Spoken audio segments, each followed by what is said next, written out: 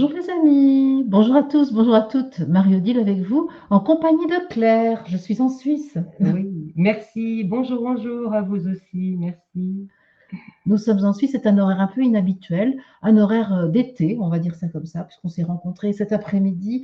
Donc, du côté de Neuchâtel, c'est pas l'endroit où tu vis exactement, Claire? Non, c'est un peu plus loin, 60 kilomètres, C'est ça. mais c'est magnifique. Ah Un oui, endroit magnifique. c'est un endroit magnifique à côté d'un lac, dans la forêt, dans la montagne. C'est juste Mm. splendide. La Suisse, c'est très beau. C'est très, très beau. Je viens d'arriver en Suisse parce que j'anime pendant 3 jours un séminaire, puis 3 autres jours, 2 séminaires de 3 jours en Suisse. Et donc, quand c'est comme ça, j'en profite pour rencontrer des gens qui vivent sur place. Et là, c'est le cas avec toi. Voilà. Et c'est magnifique parce qu'en fait, il y avait déjà un moment que je pensais de contacter Marie-Odile et ça s'est fait tout seul, naturellement. Quand on est aligné, les choses se font. Absolument. D'ailleurs, on va rendre hommage à, c'est Janine, je crois, Janine, oui. qui m'a, lors du stage de Mormoiron, m'a dit, ah, tu devrais rencontrer Claire de la chaîne Sélénia. Je dis, mais oui, mais je la suis, j'aime beaucoup son travail, donc ce serait un vrai bonheur, effectivement. Effectivement. Et bien, c'est aujourd'hui. Et voilà. Aujourd'hui, lundi 11 juillet, et je vous remercie, vous qui prenez l'émission en cours, déjà 39 personnes en cours, c'est super. On va voir. Et de toute façon, ce sera aussi possible d'écouter en replay comme d'habitude. Donc, Claire, avec toi, on va faire connaissance déjà et on Oui. va parler du ciel, je pense. On va parler On va parler un peu de ciel, probablement. c'est Oui, ça. oui. On va parler de toi aussi, parce que ce qui m'intéresse, moi, le plus, en fait, c'est la rencontre avec les personnes. Et si j'avais envie de te rencontrer, si j'écoute tes vidéos sur ton antenne YouTube, c'est parce que j'ai repéré qu'on avait bien des choses en commun dans notre vision du monde. Absolument. Alors, est-ce que tu veux bien nous parler un petit peu de toi? Alors, c'est toujours un peu compliqué de parler de Oui. soi, mais en fait, probablement qu'une des choses qui m'a interpellée le plus quand j'ai fait la connaissance de Marie-Odile sur sa chaîne, c'est son ancrage dans le je suis, son message par rapport au je suis, parce qu'on a ça en commun finalement. Alors, elle l'aborde à sa manière. Moi, je l'aborde de la manière astrologique, mais finalement, on se rejoint parfaitement C'est par bien ce rapport que à j'avais ça. repéré. Voilà, exactement. Et puis, je crois que tu suis beaucoup, enfin, tu as été très inspirée par Mère et Sri Aurobindo, et ben, moi aussi, la même chose. Et donc, pour préciser peut-être, je vais me présenter un peu plus. Je suis astrologue depuis une quarantaine d'années, mais je suis également aussi thérapeute en métamorphose et je forme des gens en métamorphose. Et dans cette formation, j'ai l'opportunité d'aborder la conscience des cellules, parce qu'en fait, c'est ça qu'on va travailler en métamorphose, de manière à pouvoir libérer nos mémoires cellulaires pour que notre je puisse s'exprimer librement. Voilà. Tu sais combien ça me plaît, ça, cette Ah affaire. ben, Et j'imagine. de plus en plus, hein, parce que moi, je repère comment je peux désormais être de plus en plus consciente de mes cellules, ou en tout cas comment la cellule de mes consciences s'impose à ma cellule psychique, à ma conscience psychique, on va dire ça. C'est vraiment, la conscience de mes cellules est en train de faire oui, un bond dans ma conscience ordinaire. C'est vraiment incroyable. Hein. Ouais.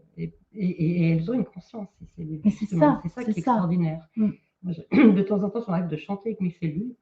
Ça paraît idiot, mais ça, enfin, c'est pas idiot, non, enfin, en tout cas pas pour moi. Mais les cellules en elles-mêmes ont un côté joyeux. Oui, je veux Elles bien ont des croire. croyances, mais elles ont en même temps un côté Oui, joyeux. c'est Et ça. elles adorent ce côté quand on chante avec elles, en fait. Mmh. Alors, comment ça s'est passé dans ta biographie, toi, pour arriver à ces découvertes et de l'astrologie et du travail de Ah, mère et de Sri Aurobindo? c'est Quel vieux, était ton vieux, vieux. parcours? Bah déjà, à l'âge de 12 ans, j'étais passionnée par les enseignements spirituels de l'Inde. Donc, j'ai beaucoup lu.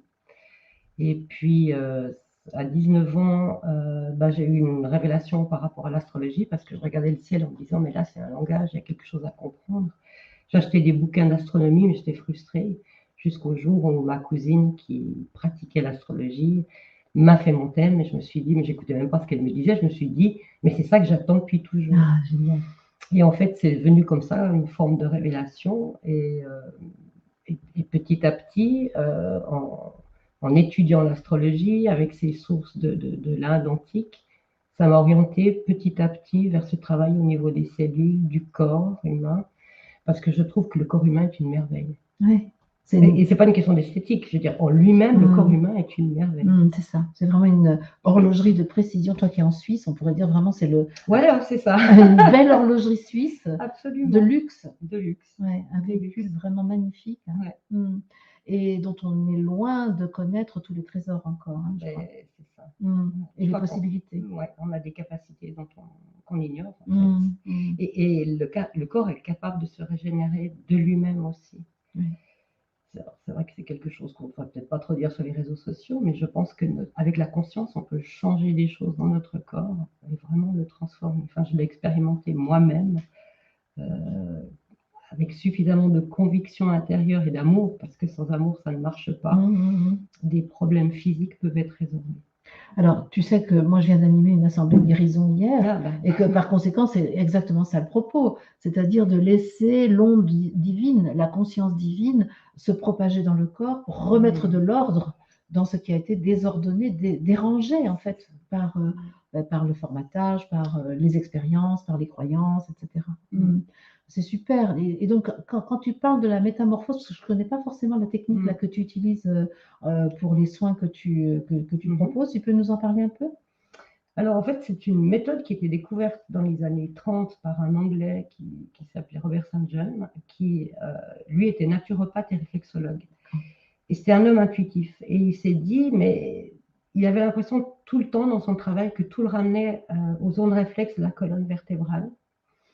Et en fait, il s'est rendu compte qu'en travaillant sur ces zones réflexes, au niveau des pieds ou des mains et de la tête aussi, ça induisait des changements, des transformations chez ces patients. Il travaille avec des enfants autistes et trisomiques.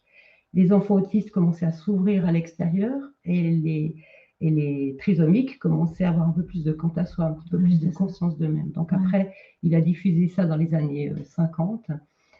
Donc, en fait, c'est une méthode ancienne, mais qui est très peu connue, et je pense qu'elle est peu connue parce que c'est difficile d'arriver à en parler, parce qu'on est dans le subtil, on est dans ces mémoires transgénérationnelles qui sont transmises d'une génération à l'autre.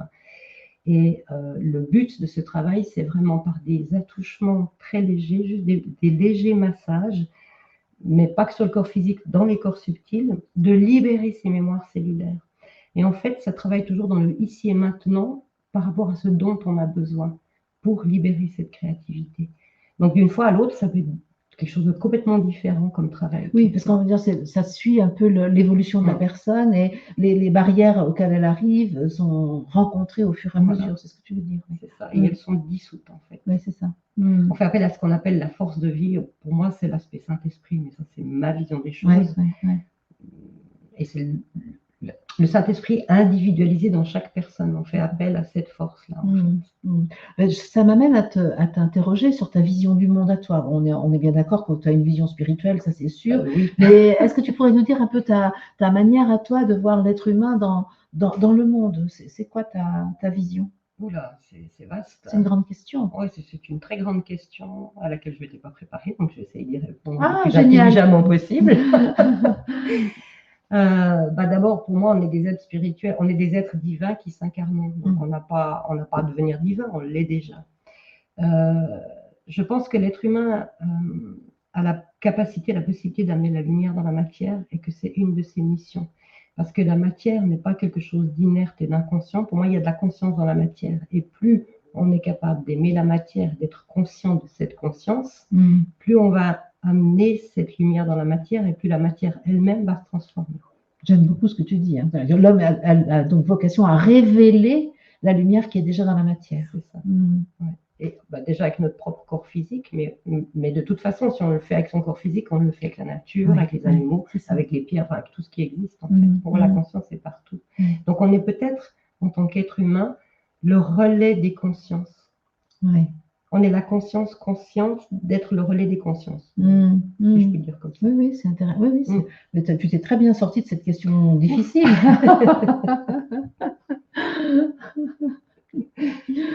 Et alors maintenant, venons-en à l'astrologie qui est quand même une grande partie de ta vie. Alors, comment c'est venu? Comment tu la pratiques? Moi, à la base, je suis une autodidacte. Donc, mis à part pour la métamorphose, je me suis formée professionnellement. suite donc à cette découverte de l'astrologie, j'ai dévoré je ne sais pas combien de bouquins. Évidemment, j'ai commencé à faire les thèmes de proches, de la famille, des copains, d'école, etc. et tout. Et puis, petit à petit, comme ça, j'ai agrandi mes connaissances. Mais il est vrai qu'il y a autant de manières de pratiquer l'astrologie qu'il y a d'astrologues. Ça, c'est clair. Voilà. Et chacun en fonction de sa sensibilité. Moi, je suis très proche de l'astrologie humaniste d'Aine Rudhyar et Alexandre Ruperti. Et en partie aussi de l'astrologie holistique de Pierre Lassalle, parce qu'il y a tout un travail au niveau des configurations qui permettent de voir tout de suite dans un thème les défis principaux. Ce côté global, synthétique, avec cette vision que l'être humain est un être spirituel, parce que toutes les astrologies n'en parlent pas de cette façon-là, c'est quelque chose qui me fascine. Et Aine Rudhyar, il est allé tellement loin, il a travaillé beaucoup sur Jung aussi, avec les différents archétypes. Tout ce que Jung a développé, les archétypes, les symboles, l'alchimie, etc. Voilà. Et en fait, c'est une astrologie qui s'adresse à toutes ces parts de nous-mêmes. Donc, on peut décrypter un thème à travers l'alchimie, les archétypes, etc. Donc, puis c'est sans fin. Parce qu'en fait, tu peux faire le thème d'une personne, tu peux le faire le thème d'une relation, tu peux le faire le thème d'une entreprise, d'un pays. C'est ça, c'est ça. Il suffit de trouver l'élément fondateur de cette chose-là pour en déterminer la date de naissance, en quelque sorte, et la carte du ciel. Et quand on parle d'astrologie, on va quand même tout de suite mettre les choses au clair. Donc, est-ce qu'il s'agit du prédictif? Parce que c'est toujours la grande question. Est-ce que tu vas avoir un astrologue pour avoir des prédictions? Alors, non, pas des prédictions, à la limite des prévisions. Mais alors, justement, il y a une chose qu'on ne voit pas dans un thème, c'est le libre arbitre. Quelqu'un qui n'utilise pas son libre arbitre est prévisible. Donc, il suffit de regarder comment il fonctionne, puis on sait qu'à tel transit, il va refonctionner de la même façon. Évidemment, moi, j'ai une orientation où les gens s'individualisent. C'est là que c'est le plus intéressant, c'est-à-dire qu'ils développent leur créativité. Et donc, à un moment donné, plus la personne s'individualise, moins il y a besoin de causes extérieures pour des prises de conscience. Donc, plus la personne est individualisée, et plus, en fonction des transits, les choses se passent à l'intérieur d'elle et non plus à l'extérieur avec des événements qui ne sont plus nécessaires, en fait. Donc, il n'y a pas de prévision. Par contre, on peut rendre attentif la personne qu'à un moment donné, il faut qu'elle soit vigilante par rapport, je ne sais pas, à certaines attitudes qu'elle peut avoir, parce qu'il va y avoir une demande de réorientation par rapport à ça. Et en fonction de si elle est individualisée ou pas, ça va se faire avec un événement extérieur ou ça va se faire intérieurement. Quand tu appelles une personne individualisée, qu'est-ce que tu veux dire exactement? Alors, on va dire que à partir du moment que la personne est arrivée, on va dire que nos 29 premières années de vie, c'est lié au cycle de Saturne, on va faire que recevoir quelque chose qui vient du passé, l'héritage des parents, de la société, la langue qu'on parle, là où on est incarné, etc. Tout ça, ça va venir nous forger. Les 29 années suivantes, arrondissons à 30, ça sera peut-être plus simple, idéalement, la personne devrait commencer à se dire, oui, mais moi là-dedans, je suis qui? Parce qu'on peut dire je sans jamais savoir qui on est. On peut dire je, et quand on dit je, on dit sa profession, son état marital, son compte en banque, etc. Et ça, c'est pas je, en fait. Ça, c'est la personnalité ou l'ego. Donc, à partir de 30 ans, on est tous invités à faire ce travail d'individualisation et grâce à la pensée, à s'interroger sur tiens, j'ai reçu ça, on croit ça dans ma famille, quelle valeur est-ce que ça a? Est-ce que j'adhère à ça? Est-ce que je vais chercher autre chose? Et petit à petit, on va se construire. Et en se construisant de cette manière-là, on va s'épurer, nettoyer. On va nettoyer de plus en plus qui on est, enfin nos mémoires cellulaires. C'est un travail, mais simplement il se fait différemment. Pour que vers l'âge de 60 ans, on soit devenu idéalement, quand on s'est bien individualisé, un canal clair pour le monde spirituel. Pour pouvoir, à ce moment-là, on rentre dans le niveau transpersonnel, être au service du monde spirituel et apporter dans notre communauté, là où on est incarné, des choses qui sont nécessaires à notre communauté. Avec notre propre couleur, avec notre propre singularité, en fait. C'est ça. Une personne individualisée, c'est ça, en fait. Oui, il y a quand même une conscience forte et un caractère, un tempérament C'est qui ça. va rester. Oui, Mais il est au service du je suis et non plus au service de l'ego. c'est ça, exactement. Bon, c'est une chance, hein. Moi, j'ai atteint les 60 ans. Oui, mais alors toi, tu es à fond dedans. Oui, je suis à fond dedans. Oui. En plus, tu as regardé mon thème, tu me dis que c'est bon pour moi. Ouais, magnifique, pas facile, mais magnifique. Un thème pas facile. Oui, c'est ça, c'est vrai. Le début de la vie, pas facile, pour avoir cette furieuse envie de se sortir de ça, justement. Et justement, quel regard tu portes sur le monde aujourd'hui? Parce que une chose que j'aime bien dans ton travail, j'adore écouter les capsules que tu fais d'enseignement général aussi, parce que tu parles de l'astrologie, mais de temps en temps, tu nous fais des choses magnifiques, très poétiques, où tu écris magnifiquement ton regard sur le monde et les invitations collectives qu'il est bon que nous entendions. Alors, une des premières choses que je pourrais dire, c'est que suite à la petite crise du coco, là, depuis 2020, on vient de parler d'individualisation. Pour moi, l'humanité vit une individualisation collective, si on peut dire ça comme ça. Alors, raconte-nous ça, ça paraît paradoxal. Ça paraît paradoxal, mais d'un premier point de vue, ça peut paraître négatif. On enferme les gens, ils empêchent de se déplacer, on leur impose plein de machins. Ok. Mais si on va voir derrière, si on se place du point de vue du « je suis », et c'est ce que beaucoup de gens ont fait, le fait d'avoir été arrêté, beaucoup de gens se sont posés des questions sur quelle est la valeur de ma vie. Je travaille toute la journée, je ne vois pas mes enfants grandir. Est-ce que vraiment ma profession, c'est ce que j'ai envie de faire? Donc, ça a permis à beaucoup de gens de commencer à se poser les questions essentielles, et certaines personnes ont commencé à changer de voie, ont changé leurs attitudes. Donc, il y a ce phénomène d'individualisation qui s'est fait et qui est, à mon avis, tellement fort qu'il ne peut plus être arrêté. Alors bien sûr, en face, ça va essayer de nous museler de nouveau, de nous arrêter, mais ils n'y arriveront pas. Le réveil est beaucoup trop fort. Donc le regard que j'ai, c'est il y aura encore des moments un petit peu difficiles, mais plus on est aligné et on a confiance dans le fait qu'on est des lumières incarnées, des êtres divins, et plus on va passer à travers ça relativement sereinement. Et alors, quand tu dis passer à travers ça, c'est pour aller où? Quelle est ta vision de notre destination, de ce qu'on est en train de construire avec la conscience? Alors, je pense qu'on est en train de construire une nouvelle société. Enfin, on est vraiment au tout début, hein. Mais cette société va être construite sur les relations humaines. Tout à l'heure, on parlait un petit peu de... Jusqu'à présent, on a connu un pouvoir pyramidal. Enfin, c'est comme ça que les sociétés se sont construites. C'est fini, ça. On va rentrer dans des sociétés d'échange où tout le monde vit les relations au niveau horizontal. Hein. On va se rencontrer en fonction d'affinités, de besoins pendant un certain temps. Peut-être qu'après, on ira ailleurs. Enfin, je pense qu'on va être des sociétés, pas forcément toutes plus mobiles, plus locales, ça c'est sûr. Oui, moins internationales, tu veux dire. Voilà.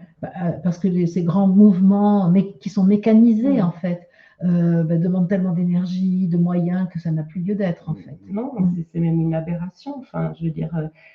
déjà en astrologie, je reviens à ça, je veux dire, la maison 4, c'est la maison de nos racines, c'est le pays où on est né. Alors, à moins d'être apatride ou d'avoir dû quitter son pays, si on est né là, c'est qu'on a une bonne raison, c'est d'être né là, ce qui n'empêche pas de voyager, bien sûr. Donc, on a quelque chose à apporter dans notre communauté. C'est ça, le local. Oui, c'est ça. Et je pense que de plus en plus de gens vont s'éveiller et chacun, en fonction de sa créativité, va pouvoir proposer ce qu'il est, sa créativité. C'est ça le monde de demain. Au lieu de... Parce qu'à l'heure actuelle, on est encore à ce système où les entreprises vont dans les écoles parce qu'ils ont besoin de main-d'œuvre, de gens pour travailler chez eux. Mais ça, c'est fini. Le monde de demain, c'est notre propre créativité qui fait qu'on va proposer qui on est créativement. Et puis les gens qui sont intéressés, qui ont besoin de nos services, seront présents. C'est ça. C'est-à-dire que là, vraiment, il y a une reconnaissance de la valeur, de la compétence par chacun et une offrande permanente de qui on est. C'est ce que tu es en train de dire. C'est-à-dire qu'effectivement, si je me souviens de qui je suis, de ce que je suis venu faire sur la Terre, je n'ai qu'une hâte, c'est de trouver l'opportunité de donner, en fait. Et ce n'est pas du tout comme ça que l'entreprise aujourd'hui fonctionne. Hein. C'est même le contraire. Non, parce que l'argent est encore au centre. Là, petit à petit, enfin, pour moi, le grand basculement, c'est quand les gens ont compris, enfin, on aura tous compris qu'il faut remettre l'humain au centre. Ah ben c'est clair. Voilà. C'est clair que c'est bien ça, la clé de voûte de toute l'organisation, c'est l'être humain, c'est le porteur de la conscience. Mm. Et est-ce que tu as une idée, toi, de la manière dont la déconstruction peut s'opérer? C'est une grande question aujourd'hui, hein, c'est une grande interrogation. Alors, bah, chacun en fonction de ses compétences. Je ne suis pas sûre d'être très compétente en la matière. Par contre, ce que je pense qui est certain par rapport à ça, c'est que à l'heure actuelle, il y a déjà des gens qui s'organisent entre eux, Oui. indépendamment des structures qui existent. C'est clair. Dans l'absolu, on n'a pas besoin d'avoir des États pour nous dire ce qu'on a à faire. On peut s'organiser complètement autrement. Mm. Il y a des gens qui ont peur qu'il n'y ait plus d'argent, etc. Mais je veux dire, à partir du moment où un groupe de personnes se met d'accord sur une monnaie fiduciaire, ça vient de fides, la confiance en latin, ou fait du troc, c'est égal, on n'a pas besoin de banque. Ou même, moi, je vais être encore un peu plus folle, tu vas me dire si je suis totalement frappadingue, mais même sans calculer la valeur de ce que je donne ou de ce que je reçois. C'est-à-dire, comme mon propos est de donner, je cherche juste à donner et je sais que je recevrai forcément de qui, et j'ai pas besoin même de calculer combien ça vaut et si c'est une valeur équivalente. Moi, c'est mon rêve, hein, c'est de dire. Et on va vers ça. Ah, ben c'est clair. Ah, ben vraiment, vraiment. De toute façon, quand on donne, on reçoit. C'est ça. C'est Enfin, ça. évidemment, il faut donner sans calculer, mais ça paraît évident. À partir du moment où on donne qui on est, moi j'ai toujours fonctionné comme ça dans ma vie. Depuis que j'ai une vie professionnelle, je ne me suis jamais occupée de mon salaire quand j'étais salariée et je travaillais comme auxiliaire. Et quand j'avais besoin de plus d'argent, j'avais plus de boulot. Quand j'avais besoin de plus de temps pour moi, j'avais moins de boulot. Et j'ai toujours fait confiance et ça a toujours marché. C'est ça. En fait, que l'argent ne soit plus une préoccupation. C'est ça. Donc ça, c'est la première chose peut-être qui va être impactée dans le monde. C'est des événements qui vont toucher peut-être à l'économie, etc. Et tu vois quoi d'autre encore dans les déconstructions? Je pense que tout le système est médical et éducatif. C'est une catastrophe, quoi. Voilà. Ça va changer. En Suisse aussi. En Suisse aussi. Bon, il y a des écoles alternatives, mais en France aussi. Hein, les écoles Steiner ou les écoles, je ne sais plus le nom maintenant, Montessori. Oui, c'est ça. Qui essaient de tenir compte du rythme de l'enfant pour lui permettre de se développer, justement. C'est ça. Normalement. Donc ça commence à... Oui, même ça, à la limite, on va voir. Parce qu'il y a aussi tout le courant du no schooling, là, tu sais, où on laisse l'enfant apprendre en fonction de ses envies, en fait. Et ça marche aussi très, très bien. Mais juste par rapport à ça, je pense que voilà, on peut avoir peur qu'il y ait un effondrement des structures. Il va y avoir des effondrements ici et là. Moi, ce que j'ai l'impression, c'est que ça se passe sur deux niveaux. Il y a un niveau, les structures telles qu'on les connaît qui vont plus ou moins vaciller puis finir par s'effondrer. Mais pendant ce temps, il y a des gens qui s'organisent. Donc, il y a un double mouvement en même temps. C'est pas boum, tout va s'écrouler, puis mon Dieu, qu'est-ce qu'on fait? Il y a déjà des choses qui sont faites, et quand ces vieilles machins, ces vieilles choses vont s'écrouler, il y aura déjà le relais en place. Mais tu n'as pas déjà l'impression que c'est déjà le cas, en fait, qu'il y a déjà deux plans de conscience qui cohabitent? Moi, je trouve ça remarquable. Je vois ce que je vis dans les groupes que j'organise. Il y a un niveau de conscience, il y a un plan de conscience qui est déjà en place et qui finalement est parallèle à celui du monde ordinaire. Tout à fait. On est déjà ça dans deux sociétés. Exactement. Et on a l'impression qu'on fait un aller-retour de l'une à l'autre. Quand je vais au supermarché, je vais dans l'ancien monde. Oui. Quand je suis dans une assemblée de guérison comme hier, je suis dans le nouveau monde. Et d'ailleurs, par rapport à ça, j'avais fait une petite vidéo où je parlais pour supporter cette période de transition, quand vous allez dans un supermarché, comme tu donnes cet exemple-là, le faire comme si vous étiez en train de vivre une expérience temporelle dans le passé. Ah tiens, c'était comme ça. Et vous le vivez avec ce sentiment, ah bah tiens, je suis en train de revenir dans le passé, je suis en train d'expérimenter, ah, il vivait comme ça, ah, et c'était comme ça le supermarché. Et du coup, ça laisse un espace entre cet ancien monde et nous, et ça devient amusant. J'adore, c'est comme si j'allais dans une reconstitution historique. Voilà, c'est vraiment ça. C'est une reconstitution historique. Ah, mais totalement, c'est vraiment ça. Tu dis, ah ouais, ils en sont là encore. Ah oui, d'accord. Ouais, c'est vraiment ça. Et alors, dans tes techniques, dans ce que tu pratiques, qu'est-ce qui, comment dire, quels sont les axes, en astrologie par exemple, quels sont les axes principaux que tu retiens pour étudier le thème d'une personne, pour l'accompagner? Quels sont tes paramètres à toi? Quels sont tes repères à toi? Bon, la première chose pour moi, c'est que tout thème est quelque chose de sacré. Parce que toute personne est sacrée. Donc, comme le thème est l'expression de la personne, Pour moi, un thème, c'est un mandala, donc c'est un dessin, un tableau. Faut avoir une vision artistique, à mon avis, pour faire de l'astrologie en se laissant imprégner de ce qu'est la personne. Donc, c'est une rencontre.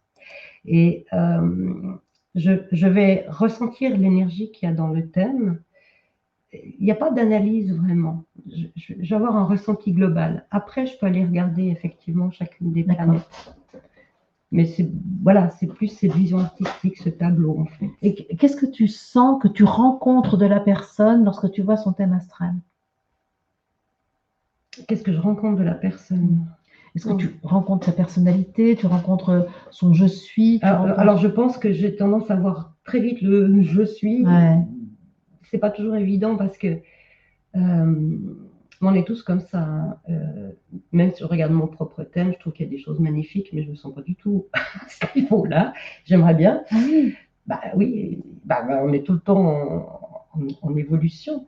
Donc, pour moi, le plus important, c'est que quand je rencontre quelqu'un pour faire un thème, parce que moi, je ne peux pas faire un thème sans rencontrer la personne, enfin, au moins par visioconférence, parce que déjà, vous voir où elle en est par rapport à son propre chemin, donc il y a vraiment cette notion de rencontre. À ce moment-là, je rentre vraiment en relation avec la personne et j'arrive à voir, si tu veux, ce côté je suis. Je ne sais pas comment dire, la qualité, une des qualités que la personne porte, ou en tout cas à ce moment-là. Et c'est pas toujours évident de le traduire pour la personne. Alors justement, oui, c'est ça. Comment mettre des mots là-dessus? Comment? Parce que c'est plus la vibration finalement qui va le porter que les mots qui vont être dits. Et là, justement, je ressens, tu vois, en ce moment, là, dans notre échange, qu'il y a une vibration particulière. Je sens beaucoup de chaleur. Je sens que... aussi, ouais. Voilà, et ça, c'est ce que j'aime dans nos émissions. C'est ce moment de la rencontre avec l'invité, avec toi, là, en l'occurrence, et ce moment où on peut ensemble offrir au monde ce que nous sommes, ce que notre réunion, ce que notre rencontre produit dans la qualité d'amour que nous portons l'une et l'autre. Qu'est-ce que tu ressens de ça, toi? Je ressens la même chose aussi. Et c'est... là, je sais que pas mal de gens sont en train de nous regarder et j'ai l'impression de ressentir en vibration, en ressenti, en retour aussi l'énergie des personnes qui nous regardent en ce moment. Exactement. Et le plus important, c'est ça, c'est cette vibration-là. Ouais. Et est-ce que tu saurais mettre des mots dessus, des mots de la poétesse que tu es? Comme ça, dans l'inspiration de l'instant présent. Moi, ce que ça me fait surtout ressentir, c'est que la solitude n'existe pas. L'isolement n'existe pas. On peut choisir de s'isoler, c'est une chose. Mais la solitude n'existe pas et quel que soit ce que les gens peuvent vivre, il y a toujours de la lumière et de l'amour. Je ne sais pas pourquoi ça me semble important. Peut-être qu'il y a des personnes qui ont besoin d'entendre ça en ce moment, mais c'est une réalité. Moi, il y a des moments aussi où je suis complètement en bas. Hein. Je ne suis pas tout le temps top, même si j'ai beaucoup d'humour, mais beaucoup d'humour et beaucoup d'amour, ça va ensemble. C'est ça. Et de la distance vis-à-vis de ce que tu vis. Et de la distance, mais des fois, je me ramasse des autobus dans la figure comme tout le monde. Hein. Ça arrive encore, ça. Oui. Mais c'est normal, ça fait partie du jeu. En tout cas, moi, j'ai envie aussi de mettre quelques mots sur ce que je ressens dans l'instant présent. Je ressens que notre rencontre est porteuse d'une information qui est de nature à aider les personnes qui nous écoutent à s'ouvrir davantage au soleil qu'elles portent à l'intérieur d'elles. Je ne sais pas pourquoi du tout ça vient sous cette forme-là.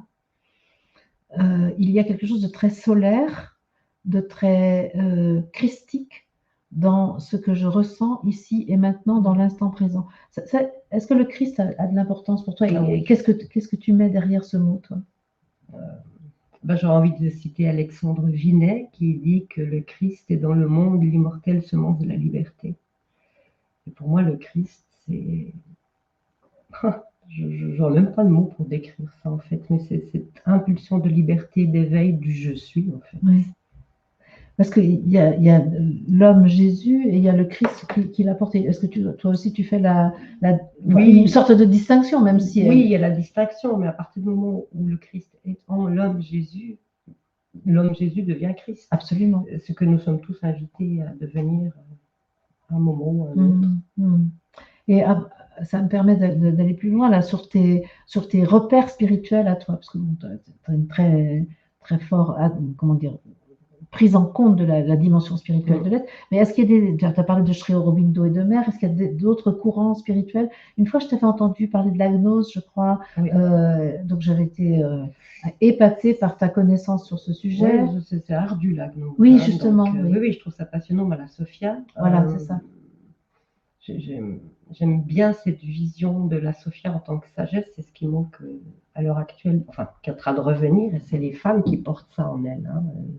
Le plus l'aspect sagesse. Donc oui, il y a cet aspect de gnose. Bon, j'ai un peu exploré toutes les religions quand j'étais beaucoup plus jeune parce que je trouvais ça passionnant. Mais je dois dire que je reste beaucoup. Même Sri Aurobindo, il y avait quelque chose de christique en lui. Quand on voyait son visage, il aurait pu incarner le Christ aussi. Pour moi, il l'a incarné même. Oui, enfin, je veux dire à l'époque. Oui. À l'époque du Christ lui-même. Ah oui, c'est ça. C'est ça que je voulais dire. Oui. D'ailleurs, on dit de lui que c'était un avatar, comme Jésus était un avatar. Donc, tout à fait.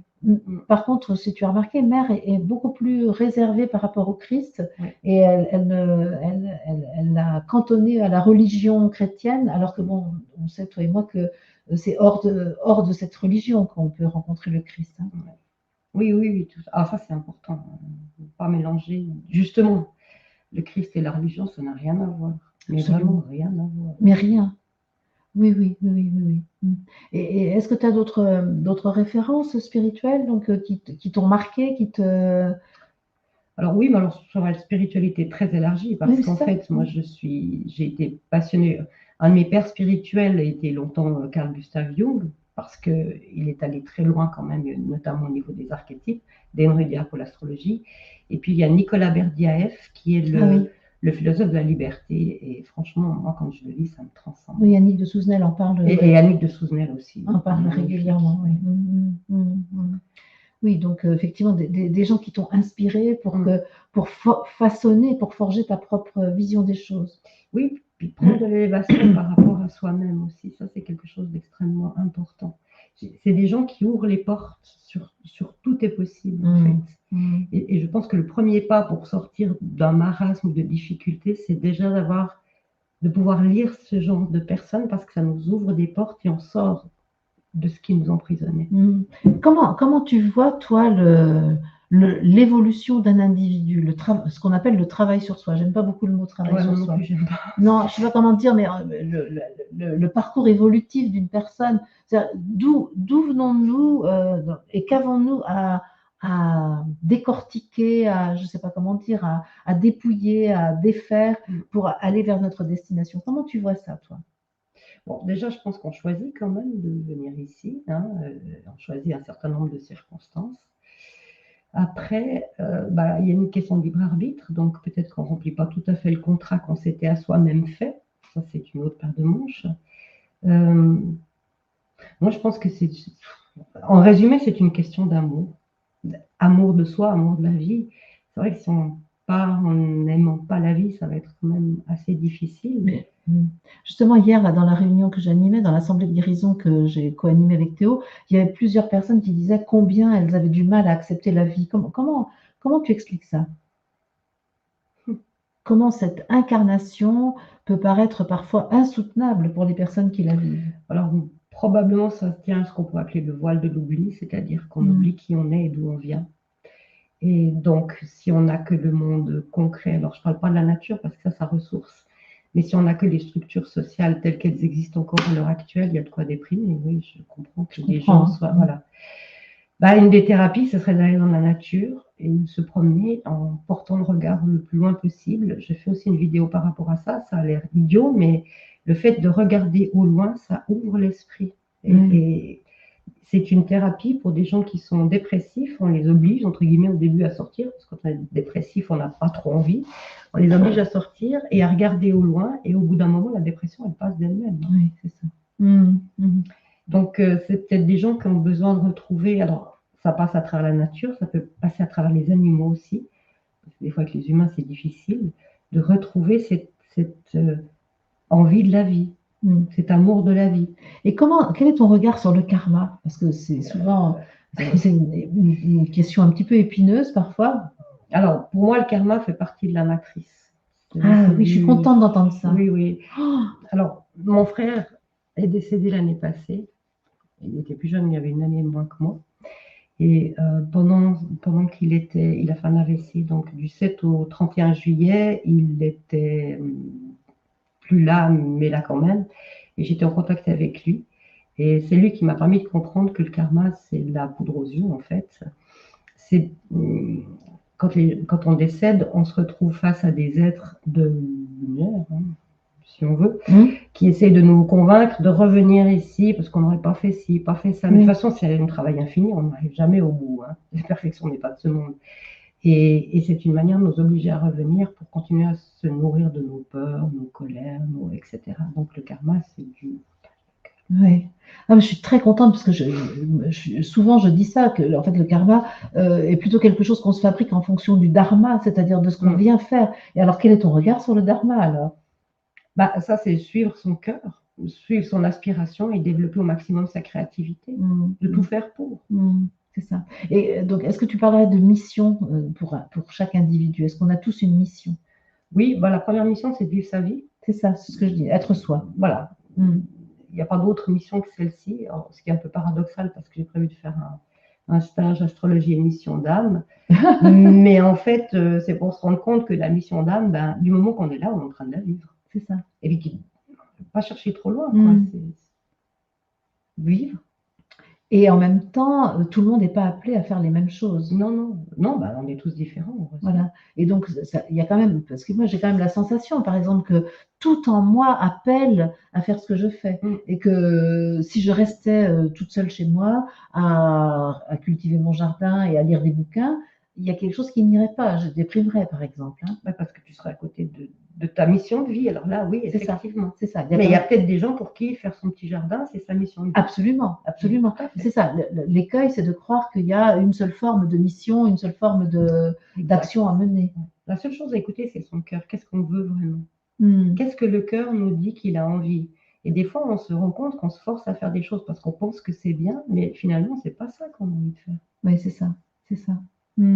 Et donc, parce que beaucoup de gens qui sont en démarche de conscience, incluant la spiritualité, leur nature spirituelle, sont assez embêtés quand ils n'arrivent pas à identifier leur fameuse mission d'âme, leur mission de... Alors oui, ça donne comme résultat ce qu'on appelle des crampes spirituelles. Ah, tu appelles ça des crampes? Bah, oui, c'est génial. Je veux dire, j'ai envie de dire, si on est là en train de vivre notre vie, on est en train de vivre sa mission. C'est peut-être pas parfait, c'est peut-être pas aussi beau que ce qu'on aimerait, mais on est en train de le vivre. Et surtout d'avoir envie de s'améliorer, point. Oui, c'est suffisant. Tout le reste, c'est des crampes spirituelles. Et quand tu dis s'améliorer, c'est devenir mieux ou devenir plus heureux, plus libre? Suivre son cœur. Parce qu'il y a beaucoup de mythes par rapport. On rejoint cette histoire de travail sur soi et de développement personnel qui est un petit peu biaisé, je pense. La simplicité, c'est ça. Oui. Aller dans la simplicité. Les efforts à faire, la vie nous les présentera. Oui. Et quel est ton regard sur les émotions? Parce que c'est souvent aussi un gros paquet qui est à rencontrer et qui embarrasse bien souvent. Qui embarrasse, oui, effectivement. Les vivre, hein, c'est tout. Enfin, dans la mesure du possible. Si on a une grosse colère, moi à l'époque, je tabassais des coussins. J'en ai cassé plusieurs, parce que à la base, ça ne se voit pas, mais je suis très colérique. Voilà, il ne faut pas le faire sur les gens, bien sûr. Exprimer ses émotions, c'est important. Et quand on pleure, c'est comme la pluie. Quand on est en colère, c'est comme l'orage. Enfin, moi, je vois les émotions comme des événements de la nature. Des phénomènes naturels. Voilà. Et tu parlais par exemple du décès de ton frère. J'avais vu la vidéo que tu avais faite juste après cette expérience. Et j'avais bien senti qu'il y avait quand même eu un peu d'émotion à traverser. Qu'est-ce que tu peux dire de ça, pour toi, de ton expérience? Cette mort de ton frère, qu'est-ce que ça t'a fait vivre?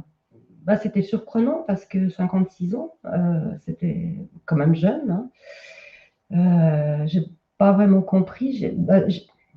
dès qu'il a eu cet AVC, j'ai su qu'il en décéderait. Ah oui, tu en as eu l'intuition. Ouais. Encore une fois, je pense qu'on prépare nos existences avant, donc ça m'a fait un petit tilt. C'était pas facile à porter parce que je me disais qu'intérieurement, j'avais l'impression que je le condamnais alors que. Ah oui. Voilà. Mais bon, il avait fait un AVC tellement grave que de toute façon, il se serait retrouvé probablement handicapé et ça aurait été insupportable pour lui. Donc, sa femme, ses filles pensaient que c'était mieux aussi qu'il décède. Ouais, par certains côtés, parfois je me dis, ouais, t'es pas cool là, tu t'as coupé, d'être parti comme ça, même si c'était prévu. Par contre, je veux juste dire quelque chose, on est toujours en lien, je ne parle pas spécifiquement de mon frère, on est toujours en lien quand il y a de l'amour. Quand mon frère a fait son AVC l'année passée, j'ai un magnolia chez moi, qui était son arbre préféré, mais je l'ai appris après coup, qui a fleuri, alors que ce n'était pas la saison, au mois de juillet, pardon. Et cette année, au mois d'avril, j'ai dit à mon frère, oh, tu veux pas me faire un petit signe, hein, me faire fleurir le magnolia? Et ben, j'ai 3 fleurs de magnolia qui sont apparues le 7, la première, le jour où il a fait son AVC, anniversaire. Et là, il y en a 2 autres qui sont sortis depuis. Donc, on reste en lien les uns avec les autres. On peut tous demander à avoir des signes de la part de gens qui sont passés de l'autre côté. La grande difficulté pour avoir la réponse, c'est d'oublier la question. C'est-à-dire, on demande quelque chose, mais si on cherche, on n'aura pas la réponse. C'est ça. Si on oublie, ça vient. Voilà, en se laissant surprendre. Voilà. Tout à coup, tu constates un jour que la fleur de magnolia est là et tu te dis, ah, mais c'est ça, je me souviens que j'avais demandé. C'est ça. Et tu dis, ah, mais oh là là, ça correspond à ce que j'avais demandé, ça. C'est super. Ah, justement, est-ce que toi, comment tu vis cette abondance abondance d'indications du monde spirituel? Parce que je trouve qu'en ce moment, quand on parle du nouveau monde, on en a parlé au début de l'émission, c'est ça qui est remarquable. En tout cas, moi, ce que je peux constater dans ma vie, c'est qu'il y a une abondance de synchronicité absolument merveilleuse. Et est-ce qu'il y a plus de synchronicité ou est-ce que c'est moi qui suis plus en capacité de les voir? Je ne sais pas. Moi, je pense qu'il y a les deux. On est plus attentif depuis 2020, oui, parce que, oui. On a pris le temps d'écouter un petit peu mieux et un peu plus. Et puis, il y en a plus parce qu'on est plus réceptif. Si on est plus attentif, on est plus réceptif. Et donc, le monde spirituel, il est « Ah, yes, ils sont à l'écoute. Ouais, une plume ici, un petit coquillage par là, c'est vrai, une rencontre là. » Oui, c'est vraiment remarquable. D'ailleurs, c'est une des choses que j'aime bien partager, c'est de dire regardons tous ensemble toute cette abondance dont nous sommes les destinataires, parce qu'il y a vraiment tellement à profiter de ça. On peut parler de profiter de ça, parce que ça nous aide énormément. Hein. Oui, puis c'est dans la simplicité. Le monde spirituel, il est simple, hein, il n'est pas compliqué. L'année passée, je me souviens que j'étais c'était même en 2020, parce qu'il parlait déjà des vax. Et puis, je me disais que, c'est un truc qui me faisait peur parce que je ne voulais pas. Et j'avais dit au monde spirituel, bon, s'il y a un moyen d'éviter ça, j'ai juste demandé une plume blanche. Puis après, j'ai oublié ma demande. Puis à un moment donné, quelques jours plus tard, en allant me balader en forêt, je vais vers un ruisseau, je reviens, et mon attention était attirée. Je me dis, ah, une plume blanche. Je me penche pour la ramasser et au moment où je me penche, il y a un insecte qui me pique là. Ah. J'ai dit, ah ouais, la piqûre. Plus fort comme symbole, c'était pas possible. Donc j'avais ma réponse avec en plus, au cas où je n'aurais pas compris, ça me répondait vraiment comme quoi il y avait, comme quoi le monde spirituel, il y avait 10 000 chemins pour passer à côté. C'est ça.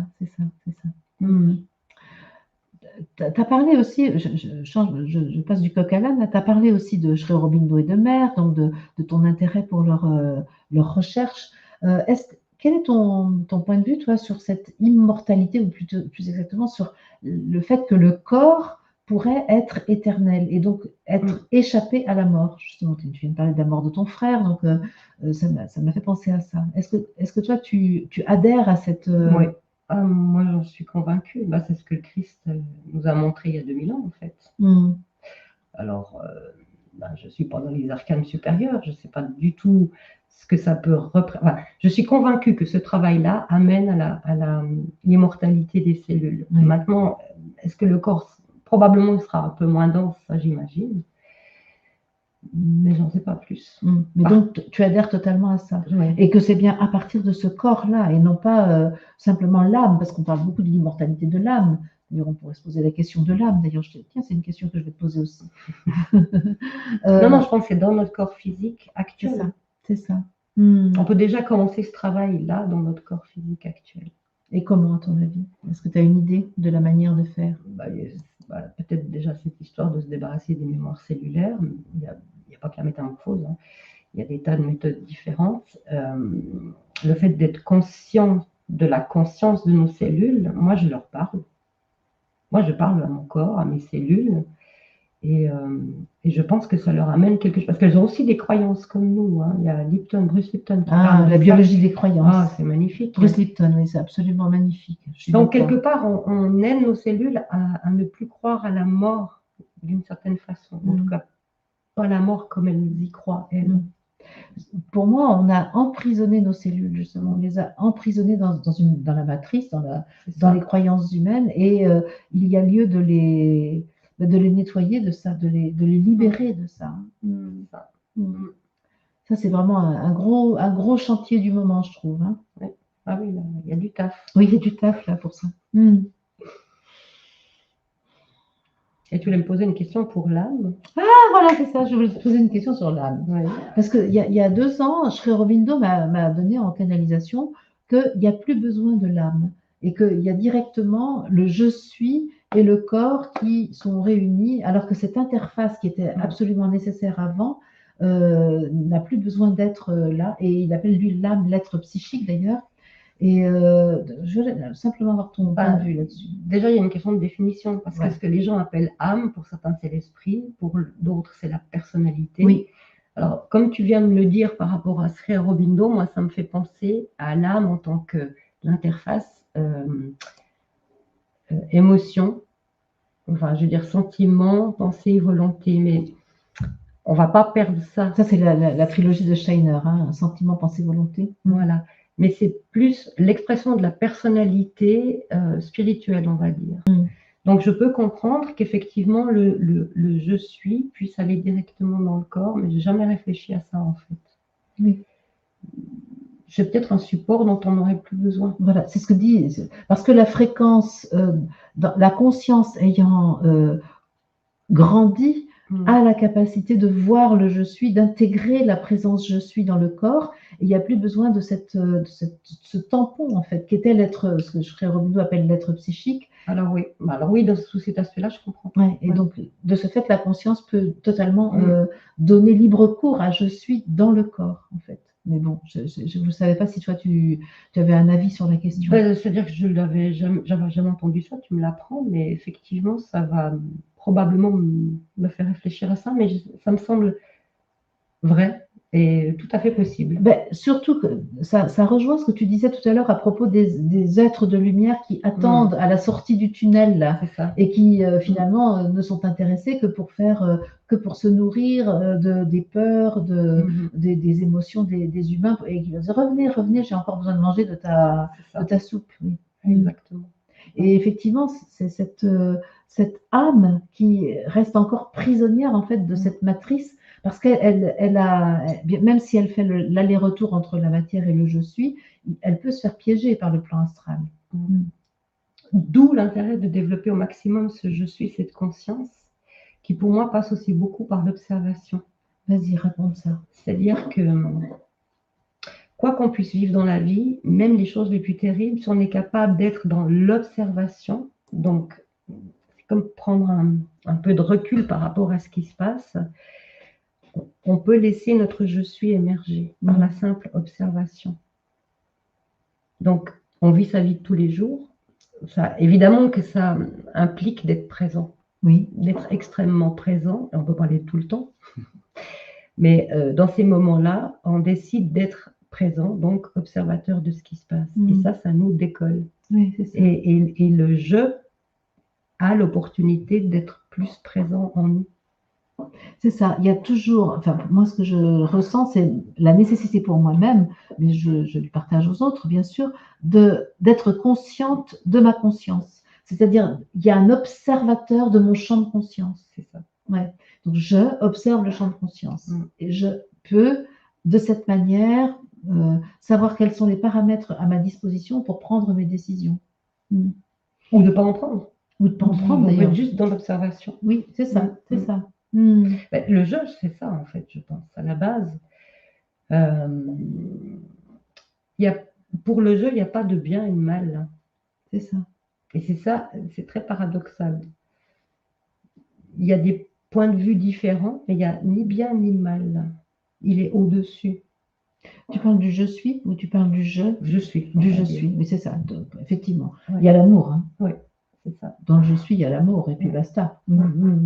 Et il y a une demande du je suis, que nous le manifestions ici et que nous fassions des expériences pour après capitaliser quelque chose. C'est quoi le but? Bah, je pense que c'est un but c'est de ramener la conscience. Alors on parle beaucoup d'ascension, de passer de la 3e à la 5e dimension. Oui. Après, ça c'est des mots. Il faut bien définir les choses, hein, on est bien d'accord. Non, je pense qu'on est à un carrefour et que ce monde tel qu'on l'a connu est en train de se transformer. Donc il faut que nos consciences transforment le monde, mais c'est pas que nous qui nous transformons, c'est le monde entier en fait. On est en train de changer de plan vibratoire, je ne sais pas s'il faut dire ça comme ça. On peut le supposer que la conscience que nous portons sur les choses va modifier les choses. Ben, je pense que c'est la promesse de la résurrection et on est au début de ce processus de résurrection. C'est ça. Et de résurrection pas que de nos corps, du monde entier, de la terre, de tout ce qui existe. Parce qu'effectivement, si le corps ressuscite, ça veut dire que toute la matière est transformée aussi. C'est ça. Et tu as parlé au début de l'émission, tu as parlé du libre arbitre. Ça, c'est aussi une question sur laquelle je voulais te rencontrer. C'est quoi pour toi le libre arbitre? Parce que certaines personnes disent que ça n'existe pas vraiment. Alors oui, du point de vue de la science, ça n'existe pas. Hein. On est tous comme ça, pilotés par notre chimie intérieure, etc. Ben, le libre arbitre, si, il existe. Alors, c'est vrai qu'astrologiquement parlant, on se rend compte qu'effectivement, on a choisi un certain nombre de choses dans notre vie. Mais comme je le disais avant, si on fait un processus d'individualisation, on utilise son libre arbitre et il y a peut-être des événements qu'on ne pourra pas éviter parce qu'on va les vivre, mais la réponse qu'on lui donne, là, est notre libre arbitre. Donc, en fait, le libre arbitre existe. Et c'est vrai que la science ne le comprend pas. Par exemple, d'être capable de donner par amour pur, ça ne s'explique pas d'un point de vue scientifique. Et le libre arbitre, il est là-dedans, il est dans l'amour, justement. Donc, si on a de l'amour, on a du libre arbitre. Oui. Moi, j'ai la sensation que pour qu'il y ait du libre arbitre, il faut impérativement être conscient de sa nature spirituelle. Ah bah oui. Oui, et c'est pourquoi la science ne peut pas le reconnaître. Finalement, elle nie le spirituel. Exactement, donc, exactement. Parce que si le déterminisme est très lié à la science matérialiste telle que... C'est ça. Ouais, c'est ça. Qui vit ses dernières heures, et à son âme. Oui, c'est ça. Et là, elle a une âme, celle-là. Oui, et là, elle a une âme, celle-ci. Absolument. Absolument. Mais la science, c'est une bonne chose, mais je veux dire, elle a besoin aussi de retrouver l'élément spirituel. Et d'ailleurs, des gens comme Philippe Guillemont, hein, je pense que tu vois qui c'est. Oui, tout à fait. Je l'ai invité, il ne m'a pas répondu encore, mais je n'ai pas dit mon dernier mot. J'imagine, déterminé comme tu es. Il explique lui-même que la science, au niveau de la physique quantique, ils sont déjà très en avance, que l'esprit, l'existence, on va dire de l'âme, là en l'occurrence, est prouvé au niveau physique quantique, et que ce qui est enseigné dans les écoles à l'heure actuelle, c'est la science à grand-papa, qui est complètement, la science c'est ça, ancienne, complètement dépassée. Quoi. Donc en plus, on enseigne à des jeunes gens quelque chose qui est dépassé depuis 50 ans. Oui, c'est ça. C'est absurde. C'est ça. Et ils savent bien, les jeunes gens, que ça ne leur correspond pas. Ben oui. C'est pour ça que ça ne se passe pas si bien que ça dans les écoles, d'ailleurs. Non, c'est pour ça qu'elles vont capoter aussi, je pense. Alors, une question de Michel, là, qui est là avec nous. Merci Michel d'être là. Et qui dit, on oublierait donc nos mémoires karmiques, parce que j'ai dit que l'âme n'existait plus là. Et donc, on oublierait nos mémoires karmiques. Je pense que l'âme continuera d'exister, sinon plus d'âme à se réincarner. Curieux ça quand même. Bah, on est libre en fait, on n'est pas obligé on peut revenir sur Terre si on veut, on peut s'incarner ailleurs. C'est amour et liberté vont ensemble aussi. Nos je suis, on va dire comme ça, sont libres. Oui. Et puis, est-ce que véritablement l'incarnation dans la dualité, telle que nous la connaissons, est encore le projet? Parce que pour répondre à ce que vient de dire Michel, moi j'ai envie de dire, oui, l'incarnation pourrait s'arrêter dans la forme dualiste, donc qui induit une densité et justement une possibilité de dire non au projet spirituel du je suis. Parce que c'est ça, au fond. Il y a toujours une possibilité de dire non au projet spirituel du je suis. Et ça, est-ce que ça va continuer? Est-ce que si l'unité homme et Dieu se fait, je ne crois pas que le Dieu ait envie de dire non à ce qu'il est. En fait, c'est ça. Voilà. Après, c'est une question, encore une fois, de libre arbitre. Il y a libre arbitre conscient et libre arbitre inconscient.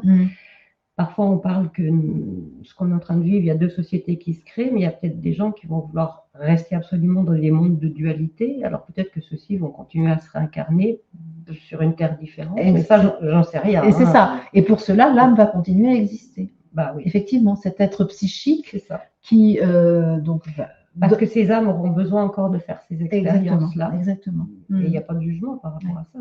Et c'est ça qui est intéressant, de dire il n'y a pas d'évaluation de bien et de mal sur qui choisit quoi, en fait. C'est ça, c'est juste un choix qui est fait. Tout à fait. Oui, Aurore nous dit que Franck Hatem en parle très bien. Oui, Franck Hatem qui est donc... ah oui, je vois qui c'est. Oui, donc quelqu'un qui est très métaphysique. C'est la métaphysique son projet. Oui, j'ai entendu parler, il est très... je comprends, j'ai encore pas intégré sa pensée, mais c'est intéressant.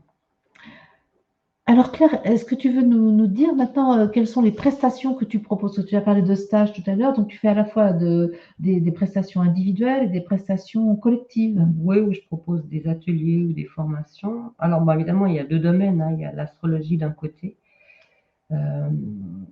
Donc là, je propose un atelier d'astrologie et mission d'âme, qu'on va voir qu'il suffit de vivre sa vie, parce que notre mission d'âme, c'est notre thème de naissance.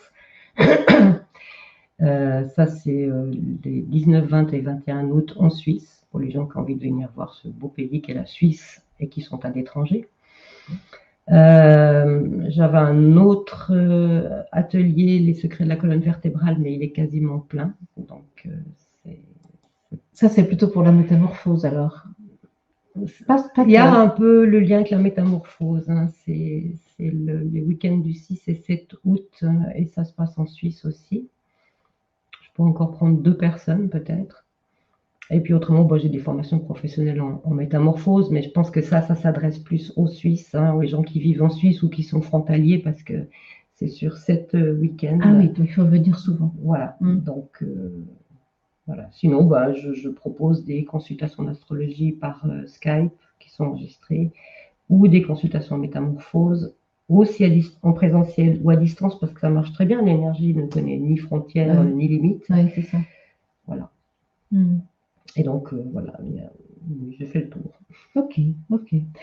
C'est facile d'avoir des places ou c'est souvent très rempli? Oui, non, mais moi, je ne suis pas une acharnée du travail, donc j'aime bien me ménager les moments où je m'occupe de mon jardin, je gratouille mes chats. Donc, tu alternes la prestation vers l'autre et puis ce qui te fait du bien à toi. Voilà, très bien. Daniel nous dit, merci infiniment toutes les deux pour ce partage, comment aller pleinement vers soi quand la personne qui partage votre vie reste dans les anciennes croyances? C'est très compliqué pour se libérer. Ça, c'est une question récurrente. Tu as une idée, toi, là-dessus? En fait, j'ai vécu quelque chose d'un petit peu similaire. Ce n'était pas tout à fait une question... Oui, c'était un peu une croyance avec mon mari actuel. C'est pas tant des croyances, c'est des peurs qu'il pouvait avoir par rapport à certaines choses. Et à un moment donné, j'ai lâché complètement en disant, je me donne le choix, est-ce que j'accepte que ce soit comme ça? Et je ne demande plus rien, je n'essaie plus de le convaincre, parce qu'on sait qu'on se heurte à un mur. Ou ou est-ce que ça devient insupportable pour moi? Et en fait, à partir du moment où je me suis dit, OK, c'est comme ça, c'est son choix de vie, et où je n'ai pas essayé de convaincre ni quoi que ce soit, mais les choses se résolvent d'elles-mêmes, en fait. Oui. Il y a quelque chose qui lâche. Finalement, il faut laisser l'autre libre. Ouais. Et accepter que l'exercice de sa liberté va produire des situations qui ne sont pas forcément en phase avec toi. C'est ça. Et c'est peut-être ça qui est difficile. Parce que, par exemple, si c'est vraiment une vision du monde radicalement opposée, c'est sur des choix de la vie quotidienne, ça vient se heurter, non? Je ne sais pas, sur la question de la santé, par exemple, sur les questions Oui, bien sûr. de l'activité, des priorités, etc. Comment tu fais? C'est vrai que ça, c'est pas un sujet qui est vraiment facile, mais cette chose. Alors moi, j'ai des petits exercices, mais je peux pas les proposer là parce que c'est un petit peu qui consiste en fait à maintenir ensemble deux opposés. Ah oui. C'est-à-dire, cette situation est insupportable, cette situation n'existe pas. Et les tenir ensemble suffisamment longtemps, sans jugement, avec le ressenti de ce que ça provoque. Parce qu'à un moment donné, on va passer au-delà, on va voir le point de vue du je suis. Hein, on parlait des paradoxes. C'est ça. Mais sans doute que c'est quelque chose à faire et refaire et refaire et refaire plusieurs fois pour passer complètement au-delà. Hein. Je ne dis pas que c'est quelque chose de facile à faire. Ça demande certainement aussi beaucoup déjà d'amour pour soi, malgré tout, et d'amour et d'acceptation de ce qu'est l'autre. Et c'est pas de la tolérance, parce que quand on tolère, on juge. C'est plutôt permettre à l'autre d'être qui il est, ce qu'il vit. Accepter profondément. Ouais. Mais du coup, ça nous met, nous, en défi d'être... alors là, ça nous oblige à nous élever au-dessus de nous-mêmes. C'est ça, c'est ça. Et on a le droit de dire, pousse, j'en peux plus, j'arrête là parce que c'est pas possible. Oui, c'est ça. Faut pas non plus se barbariser. Hein. Moi, je veux bien évoluer avec de la souffrance, mais dans le confort. C'est ce que je dis toujours. Moi, je veux bien aussi qu'il n'y ait plus de souffrance. Hein. Moi, non, mais s'il y a de la souffrance, ok, je veux bien, mais dans le confort. Oui, c'est ça, dans le confort, absolument. Avec un peu de roudoudou, tu vois, un peu de douceur. Donc, il y a Lila qui n'était pas là au début de l'émission et qui nous demande c'est quoi les consultations de métamorphose, mais ça va être l'occasion de le rappeler. La métamorphose est une méthode qui permet de libérer ici et maintenant ce qui nous empêche d'aller de l'avant. Ça, c'est résumé. On va travailler sur les mémoires cellulaires et ça libère la créativité. Donc, les gens deviennent artistes après. La créativité au sens large, faire la cuisine, oui, c'est ça. Donc quoi, ça peut être, voilà, c'est très très large la créativité. Mais surtout, on ne peut pas décider ce sur quoi ça va travailler. Hein. C'est la force de vie qui librement va là où c'est nécessaire. C'est ça. Et, oui, parce qu'elle est plus intelligente et sage que nous. C'est cette même force qui, quand une femme porte un enfant, s'occupe du développement de l'enfant. Si c'était la mère qui devait décider maintenant les bras poussent et ceci et cela, je ne sais pas ce que ça donnerait. C'est ça. Donc c'est l'intelligence divine en fait qui est en action. Exact. Donc elle sait mieux que nous. Oui, c'est ça. Merci pour ta réponse. Écoute Claire, est-ce que il y a quelque chose, un sujet qu'on n'a pas abordé, que tu trouves important et que tu auras envie d'aborder ici? Non, j'ai juste envie de dire que moi j'ai une foi infinie en l'être humain et en nos potentiels et nos capacités, et que s'il y a une chose que j'ai envie de transmettre, c'est cette foi-là. Certes, ce qu'on est en train de vivre n'est pas facile, mais c'est parce que c'est pas facile qu'on est en train de toucher du doigt qui on est vraiment, notre je suis. Donc, encourageons-nous. Personne n'est jamais seul. Hein. Je veux dire, même on peut être isolé parce qu'on n'a personne autour de nous dans le monde physique pour nous aider, mais on a plein de petits assistants autour de nous qui nous aident. Et donc, on n'est jamais seul. Jamais, jamais, jamais. Et alors, c'est quoi au programme de ton antenne YouTube à toi, là, dans les jours qui viennent? Tu es en train de concocter des vidéos? Tu es en train de préparer des choses? Oui. Tu auras remarqué que je ne fais pas très souvent des vidéos, mais parce que je ne peux pas faire s'il n'y a pas quelque chose qui a du sens, en fait. Hein. Il y a des mûrissements qui doivent être faits pour pouvoir proposer des vidéos. Mais probablement, il va y avoir la vidéo que nous allons faire tout à l'heure. Ah oui, on va en parler. Par rapport à ton thème. Ah ben on va en parler, ça c'est bien. Oui, on va l'annoncer, super. Et donc, à venir. Et puis, pour le reste, à voir. Je pense que j'avais envie de faire une vidéo qui s'appelle « Chaque jour est une victoire » parce que Contrairement à ce qu'on pourrait voir, il ne faut pas désespérer, il ne faut pas trop écouter les informations. Les choses vont beaucoup mieux que ce qu'on croit. Oui. Et à l'heure actuelle, chaque jour qu'on vit, en plus, c'est une victoire sur les forces de l'obscurité ou de la lumière sombre, on va appeler ça comme ça, parce qu'elles n'empêchent pas de nous rencontrer, de diffuser notre lumière. Et alors, dis quelques mots sur l'émission qu'on va faire ensemble. Évidemment, oui. Comme je vais être la vedette de l'émission, voilà. je suis hyper contente. Marie-Odile va être une magnifique vedette.